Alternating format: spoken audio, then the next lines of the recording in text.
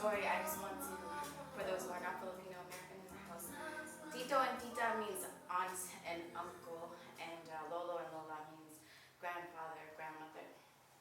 And po is a word that we use at the end of every sentence when you're speaking to an elderly, as a sign of respect.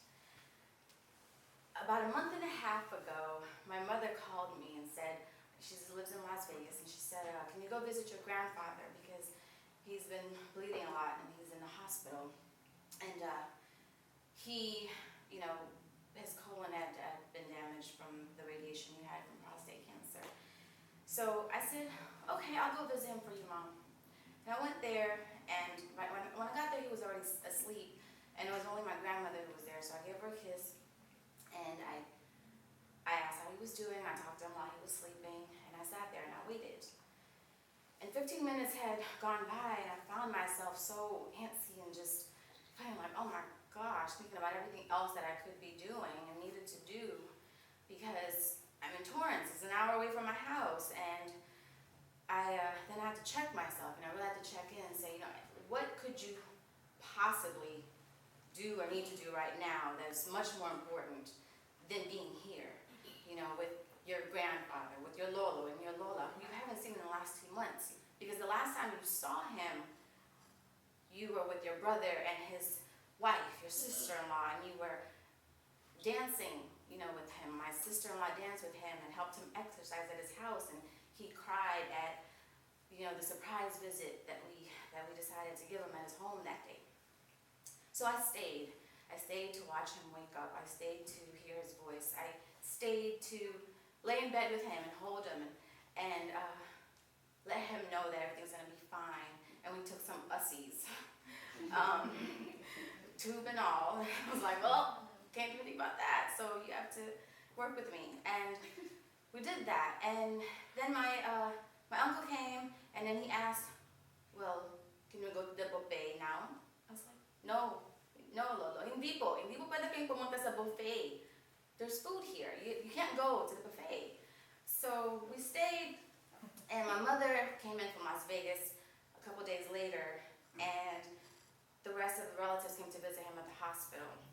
He was so, I noticed how he remembered everybody's names, all his nurses, all the doctors, and he was so happy and so proud to introduce all of them to, introduce his family to all the staff, and told them that it was like a family reunion. And he also said that, in a couple weeks, on the 24th of December, it was going to be his birthday, and we're going to have a very big celebration because he's going to order a lot of food, and he started to place orders with my aunts and uncles as to what kind of food he wanted. And then they said, okay, well, in a couple, we stayed with him, and then a few days later, my relatives and mom just had to meet with the doctors, and I decided to stay with him. And I said, okay, I'll stay with him. You guys go talk to the doctors and just let me know what happens. And during that time, I had to keep checking in with myself, all these other things I think I need to do, but I'm like, no, you're here. And so I fed him dinner, and I talked to him about my grandmother, who unfortunately I didn't get to meet because she died when my mother was 16 years old. And he let me know that she was a very beautiful woman, a very nice woman, and she had a very mellow voice, like my uncle, my Tito Eddie boy, who died in the Philippines as well. And I proceeded to show him photos of my sister, who lives in Miami, and her daughter, my niece, who was about 2 years old, almost 2 years old. And every time he would see photos of them, he would light up. It was like the world was just so much better. And he turned to me and he said, hindi ko na makikita siya makikita magdalaga, which means I don't know that I'll be able to see her to grow up to be a young lady. And of course,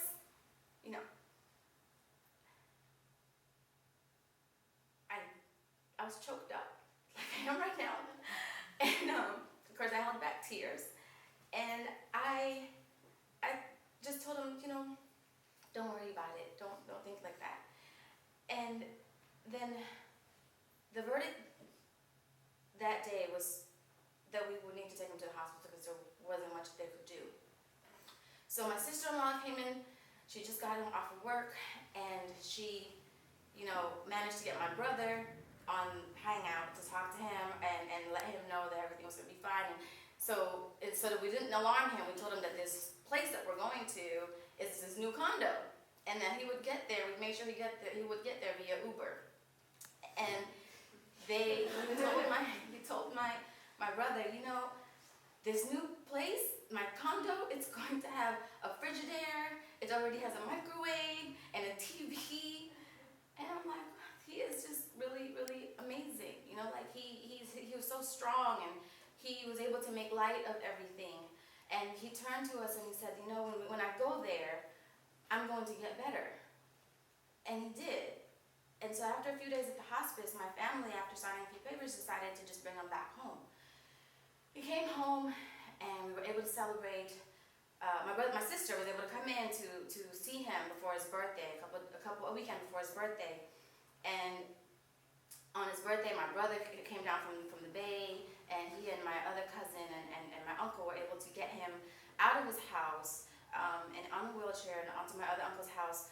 And my grandfather was super fly, so he always was dressed from head to toe. So he came in with his little blazer and his scarf and his favorite hat, and his wheelchair, and just rolling in like he was still the bomb as always.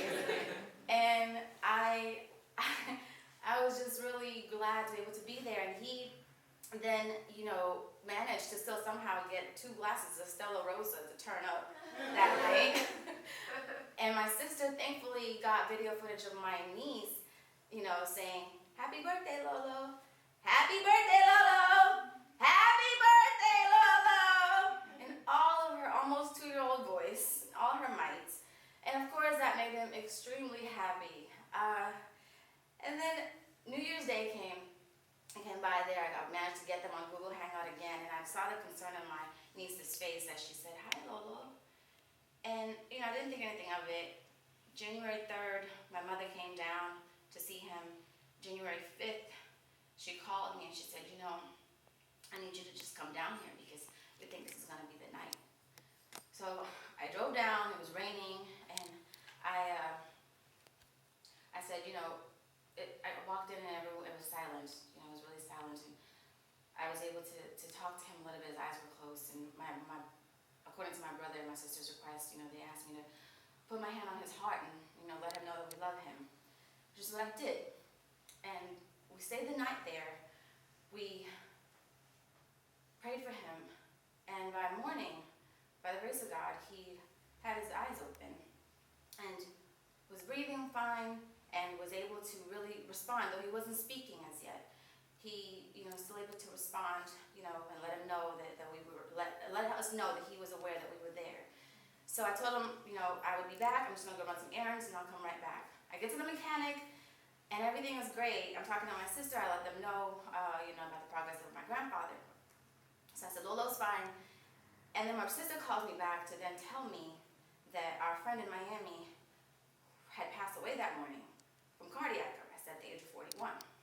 So I'm at the mechanic, just so full of, I'm so thankful that my grandfather's alive, but then I get this other news that a friend who I just talked to a couple weeks ago is not here anymore, who was half his age. So I'm just, really trying to keep it together because I still had a meeting at 4:30 that afternoon. So I went home and I sat in the hallway and I was like, maybe I should just not go to see my grandpa tonight. I'll just go ahead and I'll take a bath. I haven't used this bath in 2 years. I take showers. Let's just go and take a bath. And I said, I told him I was going to come back. So I said, no, you haven't used your tub in 2 years. One night is not going to hurt you. Just go. So I drove back, and I was able to see him with his eyes open, gleaming. Now he's speaking. His eyes are so clear. And I was told that he apparently had asked to go to the kitchen because he wanted to see what was in the fridge. And I'm like, clearly I am my grandfather's granddaughter because he loves food and I love food. So I put chapstick on his lips as I normally did because I didn't like seeing that, especially while he was in the hospital. And then he was holding on to the rail, and he was he told us, malapit na, malapit na, which means it's getting closer. And it scared me, and I was like, what do you mean it's getting closer? Lolo, what do you mean? Malapit na po, what do you mean? And he said, I have to pee. And I was like, oh my gosh, like, don't do that. Like, okay. So I'm like, Mom, Lola has to pee. So they changed his bedding, and I said, okay, Lola. So everyone was fine. We all went home at 9 p.m. I went home. I took my bath. I really needed from all the roller coaster that day. And I lit a candle for my friend who passed away. And just when I was about to go to bed, at 12:30, I got the call from my mom, who just an hour and a half prior to that had told me that she was getting ready to sleep. And she said, no, I need you to come tonight because we really think tonight is the night. And she was crying. So I drove back down thinking maybe he'd already passed and she just didn't want to tell me because she didn't want me to drive an hour crying in the rain. And so I got there and his eyes were not the bright eyes that I saw that just a few hours prior.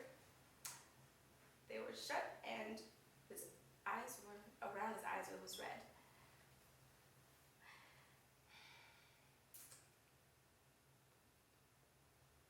I'd never seen anyone take their last breath until that night.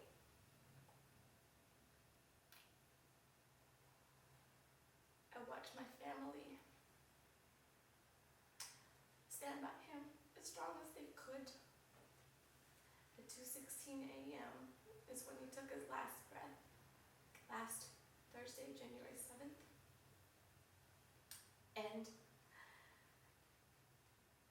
I am so proud of my family, my relatives, to be able to stand there and really be strong for each other as they continued to care for him and help him in his home.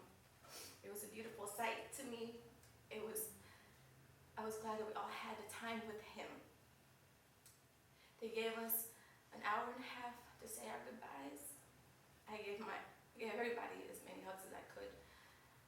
I held them as much as I could. My aunt, who doesn't like to be hugged, I knew that night was not going to tell me no. And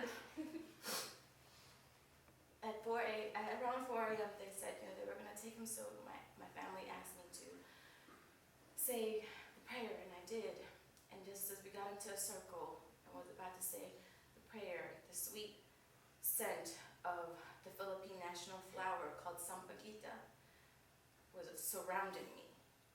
And it was so overwhelming that I had to take a deep, deep breath and really just understand that was my Lola telling me that he's in a better place. And I continued to pray, and I took him at 4 a.m. and clearly the room was filled with tears. We had our moment, and at this point, we're moving forward. I'm just thankful for him. I'm thankful for the opportunity I had to be there with him through his journey, and his journey really helped me through my journey. The freedom to be able to be present, to really check in with yourself at any given time, and that whatever it is you think you're going through, it's going to be okay. Just really take a moment to be here, to be present, to wholeheartedly choose where you are. And if not that, choose somewhere else and be there wholeheartedly. Because that is a choice that we really do have, and we can't take it for granted. Because at the end of the day, really, we don't have anybody else. No one else can take our first breath or our last breath for us. So we just need to live, we need to love. His name was Iluminado Provernal Raton. He was born December 24th, 1931 in the Philippines to Demetrio and Rosario Raton. He was in the Philippine Army for 34